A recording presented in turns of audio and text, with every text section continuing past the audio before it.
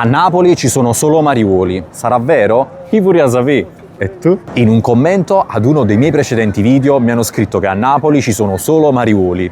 Per dare un'utilità a questo commento, approfondiamo il significato di questo termine.